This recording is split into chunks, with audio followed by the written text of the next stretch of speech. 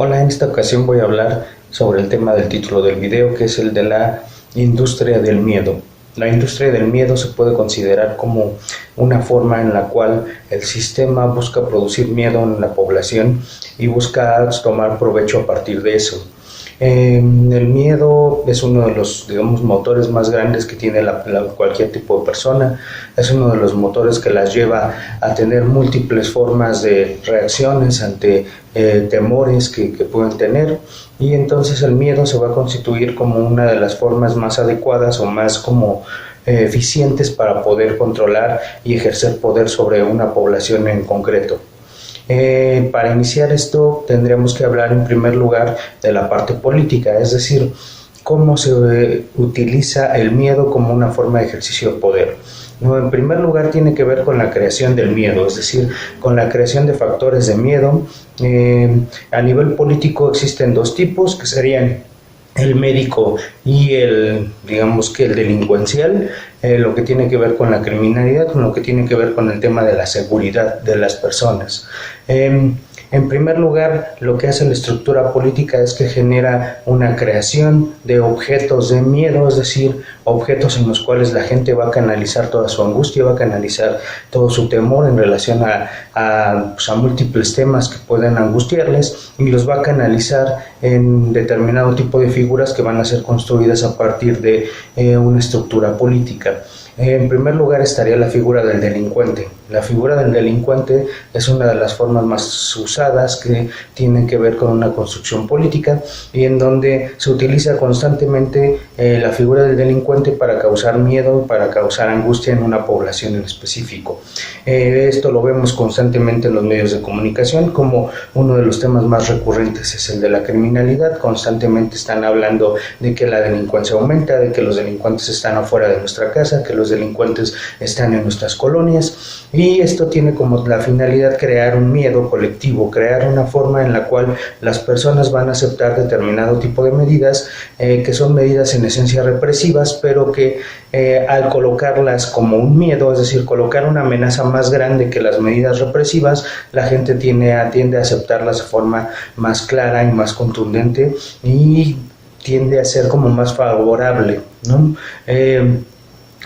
También se utiliza mucho a nivel de la agenda política, es decir, los políticos en general tienden a poner este como un tema central. Generalmente las medidas que proponen tienden a ser el uso de la violencia, la creación de instituciones que combatan la delincuencia, llámese la policía, el ejército, que van a buscar reprimir a los delincuentes, que van a buscar constantemente extinguirlos, encarcelarlos. Pasamos a una estructura penitenciaria en donde el delincuente es aprehendido, pasa a una cárcel, y en esta cárcel teóricamente lo que se diría es que se busca rehabilitar o al menos apartar de la sociedad. Esto con la finalidad de calmar en cierta medida el miedo de la población, pero que generalmente está acompañada de una creación también de los delincuentes, es decir, se crean zonas en específico dentro de una geografía de una sociedad o de una comunidad en donde se producen delincuentes. ¿Cómo se producen delincuentes? Pues privándolos de medios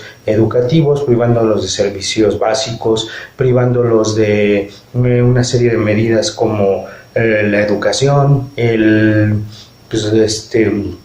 medios de trabajo bien pagados.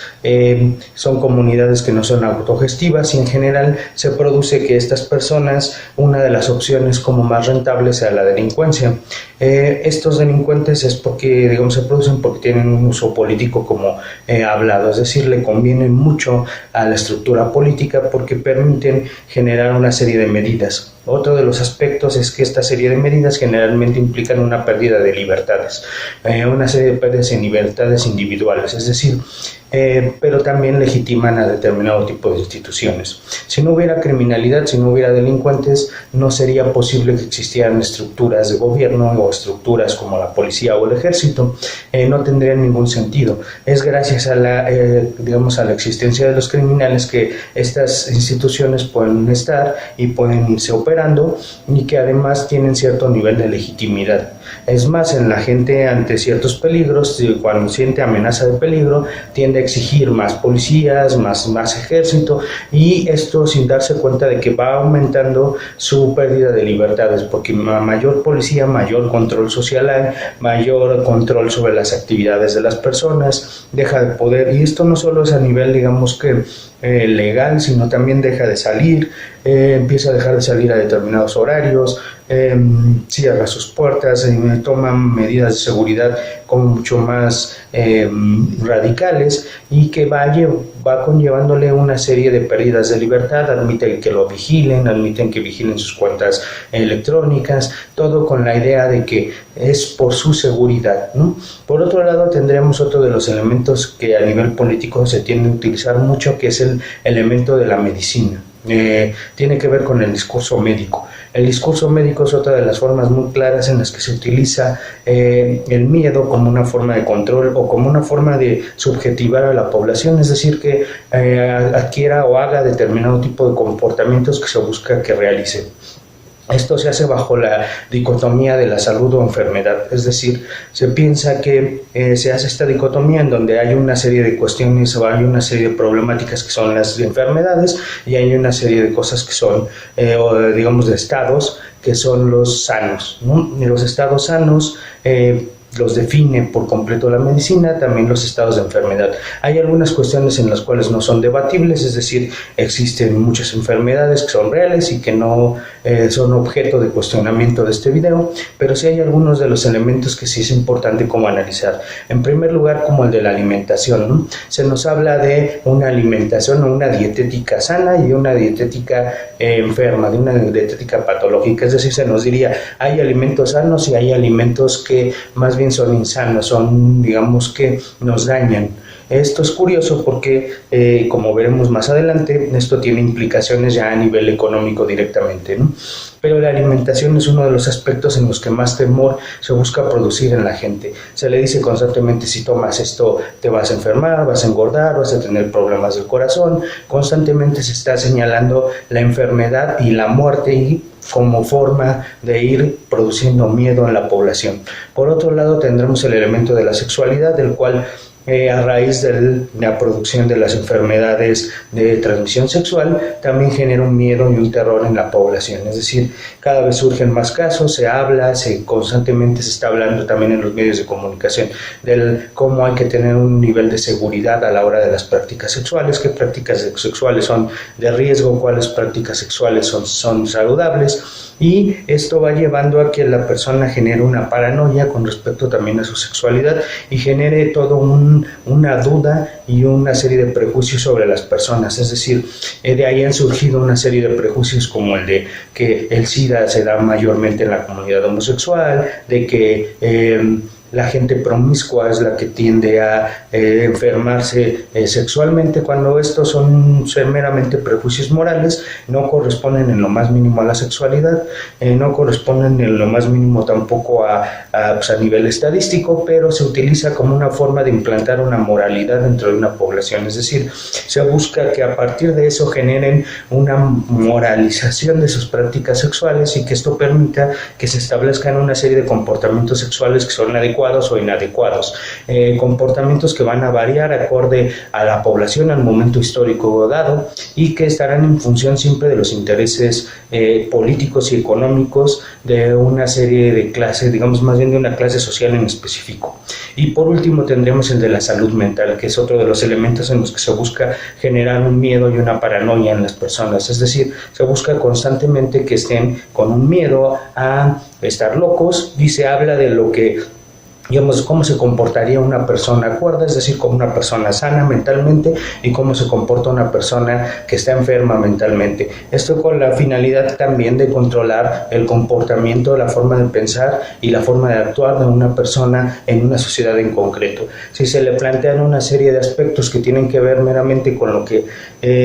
se asocian comúnmente a la locura, a la psicosis, se le dice que es como una forma de implantar todo un criterio y una forma de autorregularse en la población, es decir, no necesitan estar ahí diciéndole, a ver, no debes de comportarte de esta forma, simplemente ponen los dos criterios de esto es lo enfermo, esto es lo sano a nivel mental, si te comportas de esta forma, estás enfermo y por ende tenemos que recluirte, medicarte, rehabilitarte con la finalidad de que pases a ser del otro grupo de los que están sanos, ¿no? Esto tiene una implicación y una serie de efectos netamente dentro de lo económico, implicaciones económicas. Por un lado, se genera toda una estructura de la seguridad y una industria de la seguridad, es decir, se nos venden desde que van desde cerraduras, alarmas, sistemas de seguridad cada vez más complejos, con la idea de de calmar la angustia de las personas. La industria de la seguridad también va hacia personas que se contratan incluso para la seguridad de colonias, de edificios, y que esto tiene un efecto de generarle la ilusión de seguridad a las personas, porque realmente no hay un nivel de seguridad perfecto, pero sí le genera a las personas esta idea de que están más seguras. Esto genera millones y millones y millones y millones de dólares, pesos o de la moneda que de cada población en específico. Es una industria que genera mucho dinero y de la cual se aprovechan una serie de personas que a la vez utilizan esta estructura política que ya está operando para ganar dinero. Y por otro lado tendremos el de la industria de salud, que va desde que, por ejemplo, nos dicen, no, tales alimentos no son buenos porque traen una serie de sustancias o una serie de bacterias o una serie de no lo sé, como de grasas que no son adecuadas, y a la vez esta industria nos vende lo que teóricamente sería bueno, lo que teóricamente sería sano, es decir, por un primer momento lanzan el miedo, hacen que la gente tenga este nivel como de miedo hacia determinado tipo de productos para venderle otros que van a ser que además implican una venta pues casi segura porque ya instauraron el miedo dentro de la población. Esto tiene una serie de efectos también a nivel ya del sujeto, a nivel como persona, es decir, por un lado pues vive con un miedo constante, con una angustia constante, miedo de sus ambientes que constantemente, pues digamos con los que convive constantemente, miedo de, no sé, de su colonia en la cual antes podía caminar no sé, a horas de la noche, podía sentirse tranquilo caminando por su comunidad, pero a raíz de que empieza a tener efectos digamos, la política del miedo, comienza a sentirse inseguro dentro de su mismo contexto. Por otro lado, genera estructuras de paranoia colectiva. Esto lo vemos cada vez más en el Facebook, en donde se nos pone una foto de una persona y se nos dice, esta persona está robando en tal colonia, esta persona está violando, esta persona hace determinadas cosas, y se generan cada vez una paranoia colectiva en donde las personas comienzan a compartir esto, a difundirlo, y cada vez se va, digamos, desvirtuando la información inicial y se va generando un miedo constante. Las mismas personas son las que van reproduciendo esto. Y que pasa desde, por ejemplo, asaltos,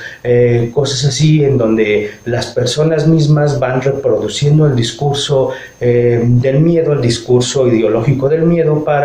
y lo van reproduciendo y lo van pasando a otras personas de tal forma que se va generando una paranoia colectiva con respecto a determinados temas en específico, ¿no? Esto además genera una dependencia del sujeto de las instituciones, es decir, cada vez requiere mayor tipo de instituciones, más instituciones que le permitan sentirse más seguro, instituciones más hospitales, más policía, más ejército, de tal forma que se vuelve cada vez más dependiente de las autoridades y de los sistemas gubernamentales y por ende de los políticos, lo cual es muy conveniente para estas clases sociales, ya que así pueden manipularlos y pueden hacer que cualquiera haga lo que esté más en su conveniencia, ¿no? Por otro lado, implica una serie de cambios de hábitos en donde se le cambia por completo la forma de vivir a las personas. La gente tiende a cambiar sus hábitos en función del miedo. Cuando el miedo se inserta en una persona, la persona cambia por completo su miedo, digamos, su forma de comportarse, sus hábitos, ¿no? Hablaríamos de los comportamientos y los hábitos, es decir, si era una persona muy deseosa, por ejemplo, que era muy abierta en cuestiones sexuales, cuando se le instaura el miedo se empieza a volver una persona desconfiada, una persona que tiende a reprimir, reprimirse, que tiende a cambiar por completo su estructura de deseo. Se vuelve una persona que cede ante el miedo. Entonces, esta serie de elementos son justamente los efectos que busca producir digamos, la cultura del miedo. Busca producir que las personas se vuelvan personas dóciles, personas que van a aceptar cualquier tipo de medida con tal de sentirse seguras, personas que sobre todo van a tener una idea de indefensión, es decir, de que no son capaces de controlar su vida, de controlar su seguridad, de que ellos mismos no son capaces de hacer nada para que su comunidad mejore, y se genera esta dependencia justamente de las instituciones sociales. Es por esto que es un tema tan relevante. A modo de conclusión, diría que es como muy importante aprender a controlar nuestro miedo, aprender a no entrar en paranoias colectivas, aprender a no compartir información de la cual no consideramos o no tenemos como una veracidad clara, aprender sobre todo a ubicar que todo esto tiene un porqué y que generalmente lo utilizan este tipo de estructuras y este tipo de clases sociales como una forma de seguir manteniendo su dominio sobre la gran mayoría de nosotros, la población, una forma en la cual ellos buscan seguirnos controlando, seguirnos teniendo como sujetos dóciles, y que apelaría fundamentalmente a quitarnos de algo que a ellos les aterra mucho, y es la idea de que somos sujetos con posibilidad de ejercer poder. Somos personas que podemos, por medio de acciones colectivas, garantizar nuestra propia seguridad, garantizar nuestra salud, garantizar que nuestro propio placer, y que no somos dependientes de estas instituciones. Estas instituciones pueden desaparecer en la medida en la que, o al menos que vayan bajando su nivel de intervención dentro de nuestra sociedad, en la medida en que también cada uno de nosotros nos hagamos cargo de nuestros propios miedos. Tendemos a proyectar nuestros miedos existenciales en nuestras ofertas de miedo que esta industria nos vende, y es por eso que tenemos que conocernos más a nosotros mismos, saber dónde están nuestros miedos, en relación a qué están nuestros miedos, y a partir de ahí comenzar a iniciar un proceso de liberación que permitirá que dejemos de depender del miedo, o dejemos como de ser controlados por el miedo, y pasemos a ser personas que estemos controlados más por otros niveles ideológicos, ¿no? Entonces lo dejaría por hoy. Pues estamos por aquí en el canal. Pueden dejar sus comentarios ahí, digamos pues en la zona de comentarios, y pues hasta luego. Estaríamos viéndonos en otro video.